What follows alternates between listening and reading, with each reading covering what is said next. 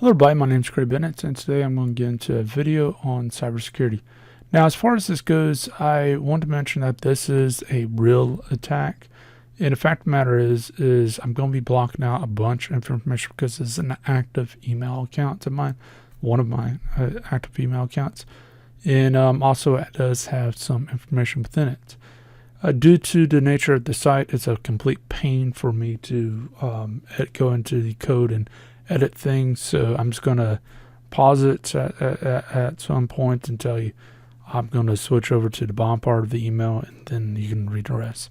So as far as that goes, one big thing to note is, and if you find that this video can help someone that you know, then feel free to share this. But one big thing to note is that this is a manufactured email.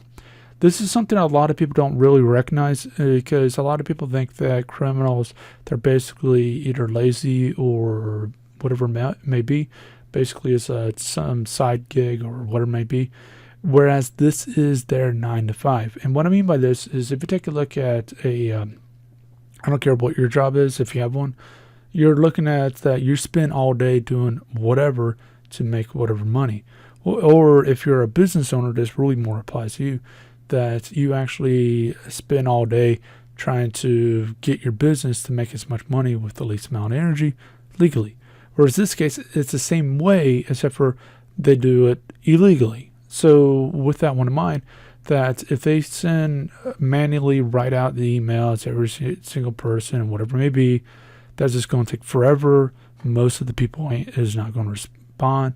And the fact of the matter is it's just wasting money because they can be making more money by automating a lot of this. So it's a manufactured email.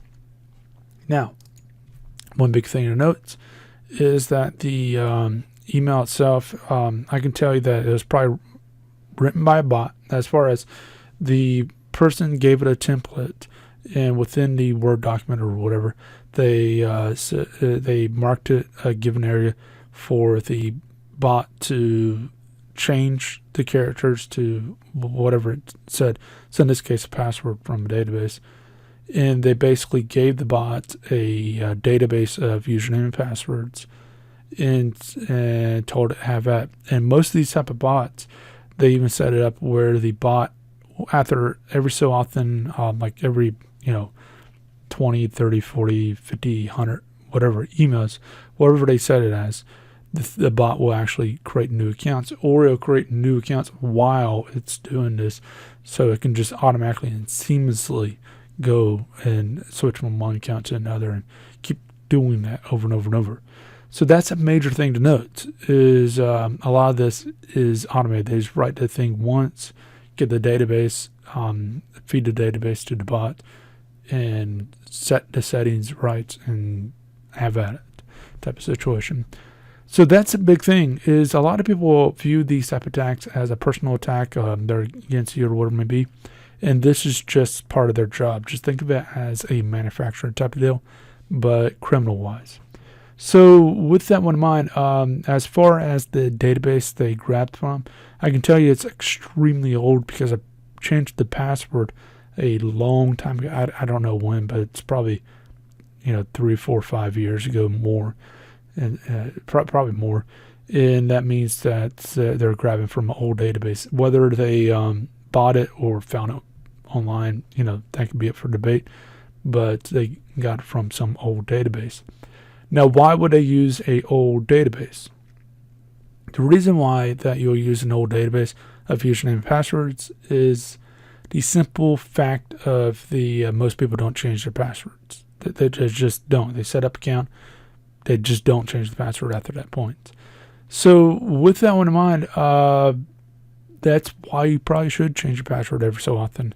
Because the fact is if I didn't, then they could probably got in at some point, and who knows. Now, obviously, I contacted Microsoft after I got this, and they looked in the account, made sure everything looks good. Everything looked good, and they're helping with this. And this is, I believe it's an active investigation right now. So keep that in mind. But the fact of the matter is that's something to note. Now, what should you do if you get something like this? The first thing you should do is don't freak out. Calm down, don't freak out, and just look at it. The biggest thing that you want to look at is in this case, they said, hey, I got your password. Is the password correct? Yes, no. It's a binary question. Yes, no. So as far as that goes, if it's a yes, then change your password. That's the absolute first thing you need to do. Change your password. Following this, report it to the company that you're working with. So in this case, it could be Microsoft, it could be Google, it could be whatever. I don't care. Report it. From there, what you need to do is go ahead and as you're reporting it, see if the company itself will report it to the FBI or whatever services in your country. Reason why, especially if you're dealing with the FBI, and you can feel free to report it to the FBI, but their system sucks. They, I don't know why, but they expect. Well, I can probably tell you why, at least a theory. But they want the person to be somewhat tech savvy to a point, like not a network engineer, but most people don't know what an IP address is, and they want the person to tell them who. The attacker's IP address. Well, in this case, I don't even know what the attacker's IP address. All I get is Outlook's IP address.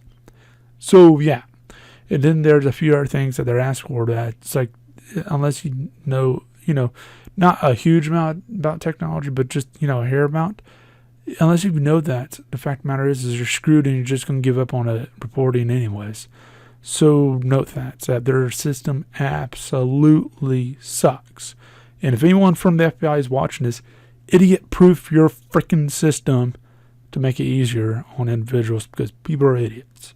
So just know that. I mean, anyone who built that probably should be trained on that a little bit more, because we're all trained that users are idiots. So, and no offense to anyone who's a user of things, but yeah, most users are idiots. You can't really deny that.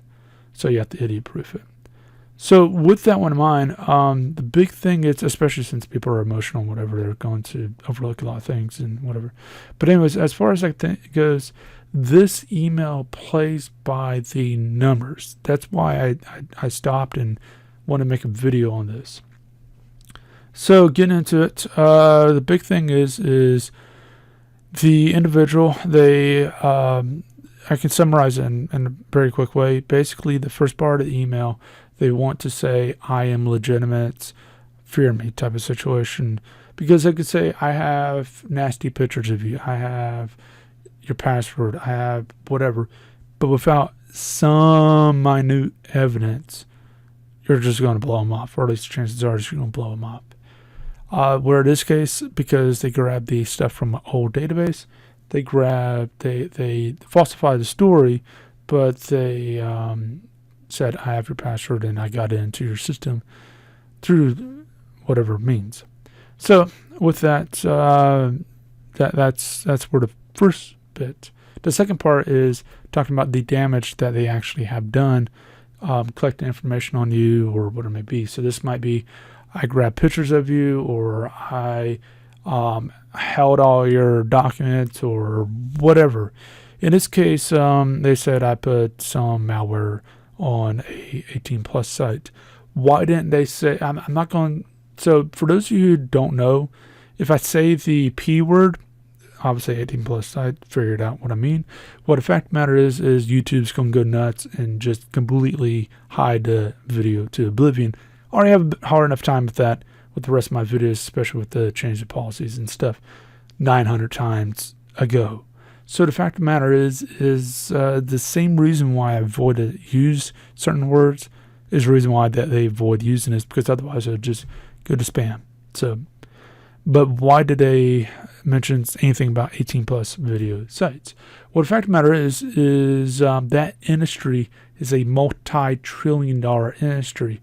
And there's a lot of users, and there's extremely high likely whoever this is being sent to, they've recently been to it, they're currently there, or they at least been there at some point.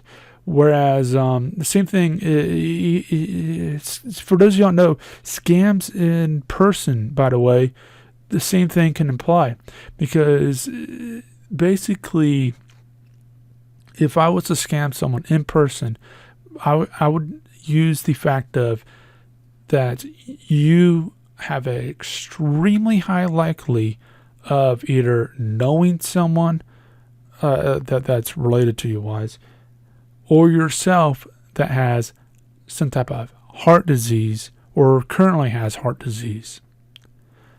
This is kind of a given across the board because how many people out there experience this either in their family or directly. Well, the same thing here is just the numbers are just too high. I think it's like some stupid high number in the 90s. So that's something to note. They're just going for easy hits. Now, as far as the next part of it, they're talking about RDP. Well, the fact of the matter is they're trying to sound legitimate. And if you look up some of the stuff, it sounds legitimate. Now, as far as this is actually quite interesting. Why did they say something about a webcam? Well, that's part of their scam, but why anything about webcam? Because some computers don't have, in fact, a lot of computers don't have webcams. Why anything about webcam? Well, the fact of the matter is the webcam in itself, most people use laptops. Well, that means that most people have webcams because most laptops has a webcam. So just note that. Now, if you go down a little bit more, it talks about first, I'm legitimate, then this is damage I'm doing to you. Now it gets into your options, which, again, it's by the books. And you might notice this in business where you give a bad option, then a good option. So if you got a boss that you want them to change course, project management or whatever it may be, and you see something going awry or you want something to change, you say, okay, this is what's going to happen if you don't do anything at all. But if you let me do X, Y, Z or increase my budget or whatever it may be, then this could happen. So the same thing happened here. Basically, they say if you dismiss it, then we're going to release it. Whereas if you pay me, then it's whatever. So, and they're asking for $2,000 in this case. So they basically give you a simple choice. Now, because the individual won't know what to do with that information, their next part is simply how do you send the money? And note that they really don't waste any time. Like right here, they threaten here, and they threaten pretty much out through the entire thing. But here, they're very exact to the point. And the reason why is you don't want to overwhelm someone to a extreme point. Because if you overwhelm someone, scare someone, or whatever it may be, you can actually shut them down and they ain't going to get you nothing.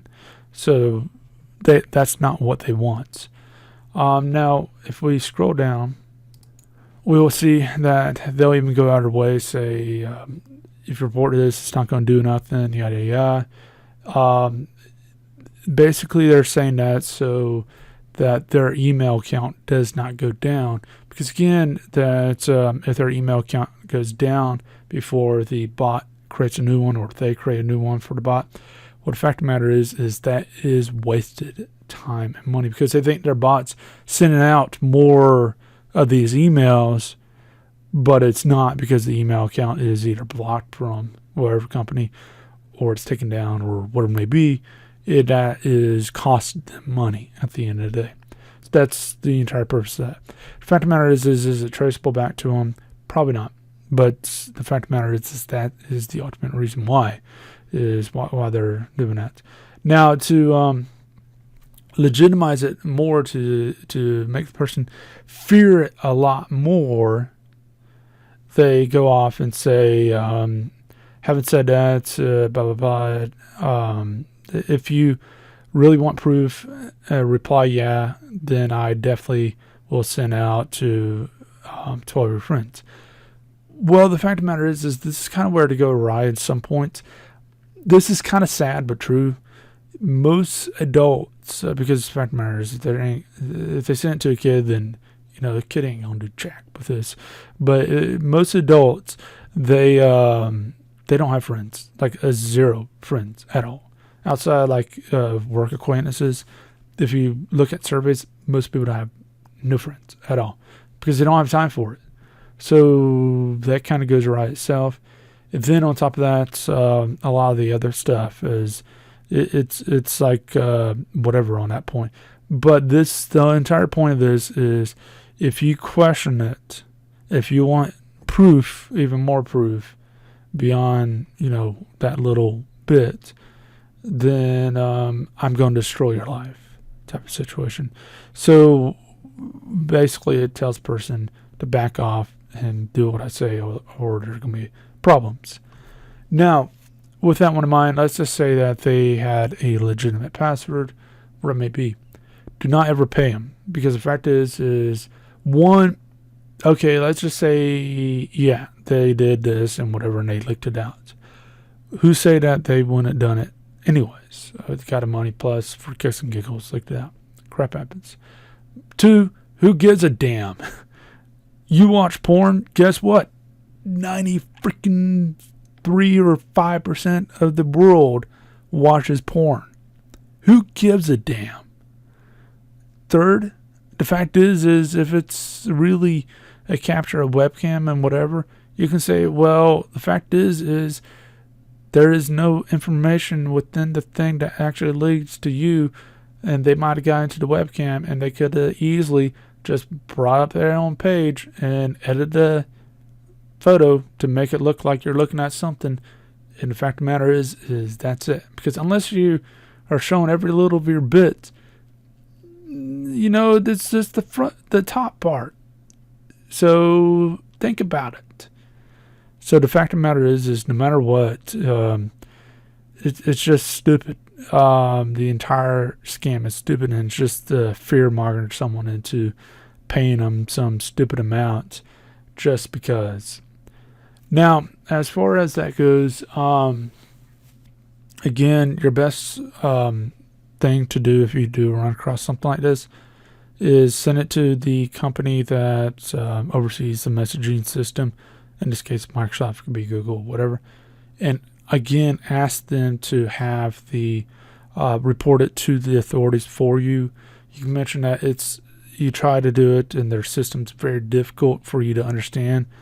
Again, you can even say something like, you don't know what an IP address is, and it's very difficult for you. Like, if you want to lie, fine, whatever. But the fact is they will probably report it anyways, but it just confirms that they will. So see if you can do that, but especially report it to the actual company. And what the company would do, let's just say that the person doesn't get captured, because most likely that won't ever happen. But what the company will do at the end of the day is they will block their account from sending anyone else a message. Again, this is kind of, a catch-22, because yeah, it blocks that account from doing any more harm, but they might have already moved on to 5 or 6 other email accounts before you even found this message. So yeah, it's one of those things that, did you really do anything? But, with doing nothing, that if they still are using the account, then they could be causing damage. And they might catch them. So who knows? So with that one in mind, if you got any questions, anything else, then feel free to leave that in the comment section and whatnot. Leave a like, subscribe, share, and whatnot. And I'll see you next video. Hope you have a great day.